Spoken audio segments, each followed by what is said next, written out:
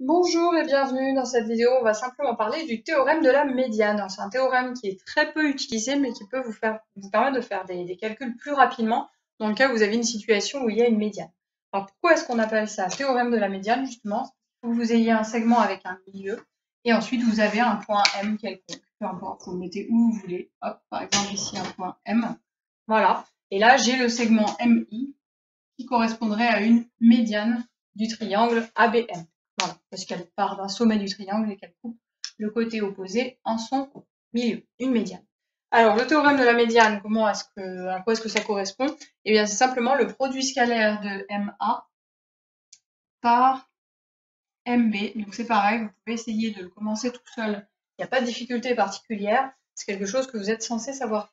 Alors là, ici, j'ai MA scalaire MB. Très bien. Comment est-ce que je peux le calculer? J'ai pas la longueur MA, j'ai pas la longueur MB, j'ai pas l'angle, j'ai pas de coordonnées, j'ai rien.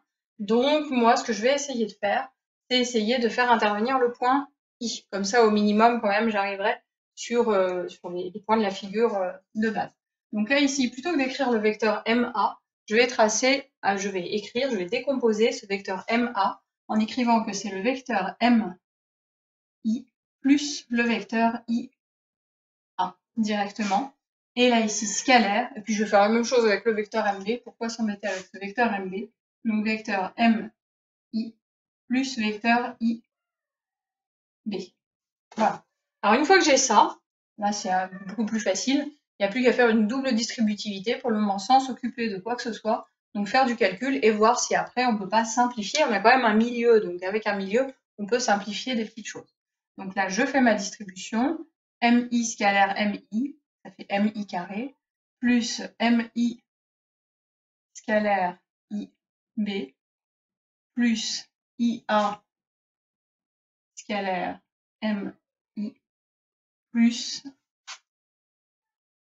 ensuite IA scalaire IB. Donc là, ici, quelque chose d'important, c'est de voir déjà que j'ai MI carré, c'est bien, théorème de la médiane, j'ai la longueur de la médiane, et j'ai IA scalaire IB, là, qui est un petit peu particulier. Donc celui-là, il faut tout de suite le repérer. Hop. Pourquoi est-ce qu'il est particulier? C'est parce que mes vecteurs IA et mes vecteurs IB, mais vous voyez, vu que I est le milieu de AB, ils sont opposés. Je vais avoir IA qui est égal à moins IB, ou IB qui est égal à moins IA. Donc c'est exactement ce que je vais remplacer. Et en plus de ça, là, vous voyez, j'ai pareil. J'ai MI scalaire IB plus IA scalaire MI. Là, finalement, IB et IA, c'est des vecteurs qui sont opposés. Donc pareil, je vais essayer de les remplacer, voir ce que ça peut donner. Donc là, ça me fait MI carré. Je vais laisser le IA scalaire MI. Je vais choisir de garder le IA. Parce que ça me plaît, c'est tout.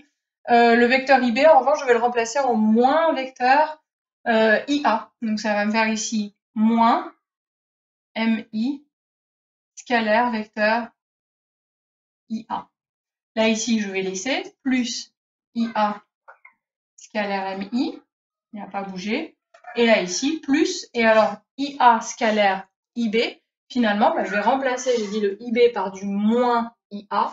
Et ça va me faire donc du moins IA carré. Voilà, très bien.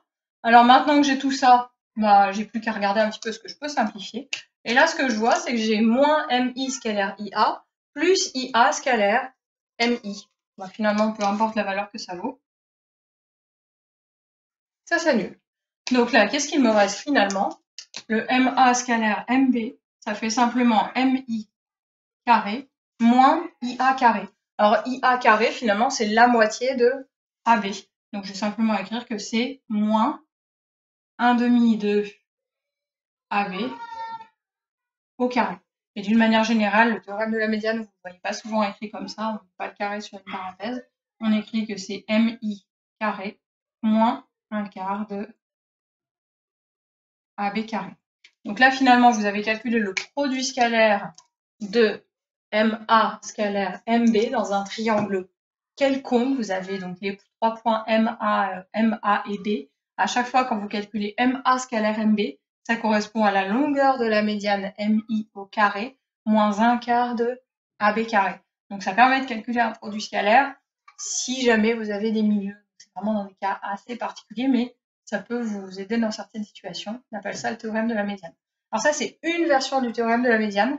Il est possible que vous le voyez écrit différemment, et c'est ce qui est mis en remarque. À ce moment-là, vous pouvez calculer MA carré plus MB carré. Pareil, MA carré plus MB carré.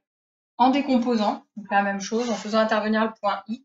Vous faites une double distributivité, enfin l'identité remarquable. Vous regardez ce que ça donne et vous obtenez un résultat particulier. Donc celui-là, je vous laisse le faire tout seul. Si vous avez envie après de le corriger ou d'en reparler, on en reparlera en classe directement et vous obtenez un autre résultat.